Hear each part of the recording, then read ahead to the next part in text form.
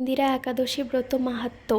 মহারাজ যুধিষ্ঠির বললেন, হে মধুসূদন, আশ্বিন মাসে কৃষ্ণপক্ষে একাদশীর কী নাম তা কৃপা করে বলুন। শ্রীকৃষ্ণ বললেন, হে রাজন, আশ্বিন মাসের একাদশী ইন্দিরা নামে পরিচিত।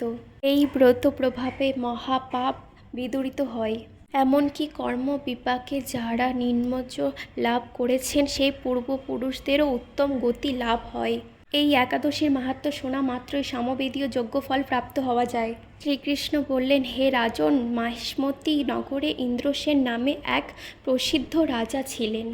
ধর্মবিধি অনুসারে রাজ্য পালনে তিনি বিশেষ খ্যাতিসম্পন্ন ছিলেন। পুত্র পুত্রাদি সহ তিনি সুখে শান্তিতে রাজ্য পরিচালনা করতেন। বিষ্ণু ভক্তি পরায়ণ সেই রাজা নিরন্তর শ্রী গোবিন্দ নাম গানে মগ্ন থাকতেন।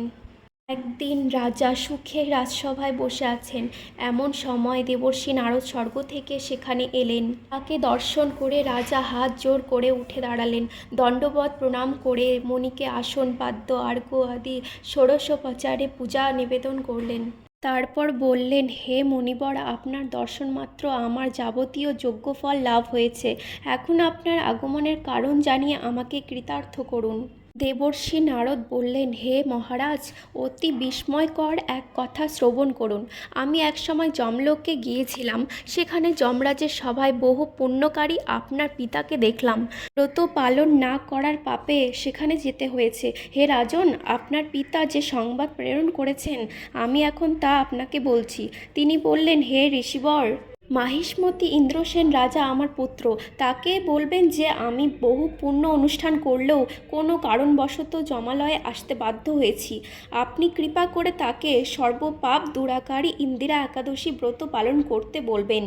সেই ব্রত প্রভাবে আমি নিষ্পাপ হয়ে স্বর্গলোকে যেতে সক্ষম হব। এই কথা জানাবার জন্যই আমার আগমন। হে রাজন, আপনার পিতার মঙ্গল বিধানে আপনি যথাবিধি ইন্দিরা ব্রত পালন করুন। রাজা জিজ্ঞাসা করলেন, হে দেবর্ষি, সেই ইন্দিরা ব্রতের বিধি কি? কোন তিথি বা কোন পক্ষে এই একাদশী ব্রত করা কর্তব্য, তা কৃপা করে আমাকে বলুন।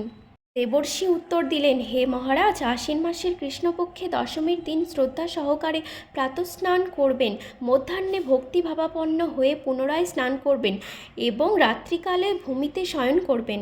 পরদিন একাদশীতে প্রাতঃকৃত্যাদি সমাপন করে নিরাহারে থাকবেন।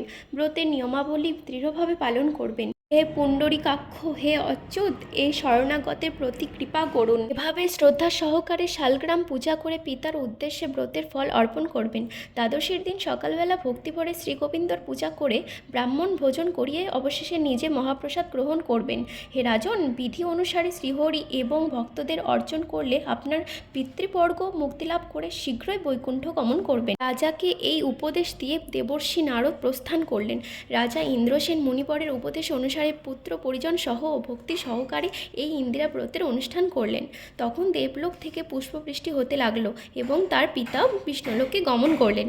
তারপর রাজা ইন্দ্রসেন নিজ পুত্রকে রাজ্য সভার ভার অর্পণ করে নিজেও বিষ্ণুলোকে গমন করলেন। এই ইন্দিরা একাদশীর মাহাত্ম্য পাঠে ও শ্রবণে মানুষ সকল পাপ মুক্ত হয়ে বিষ্ণুলোক প্রাপ্ত হয়। রাধে রাধে। হরে কৃষ্ণ।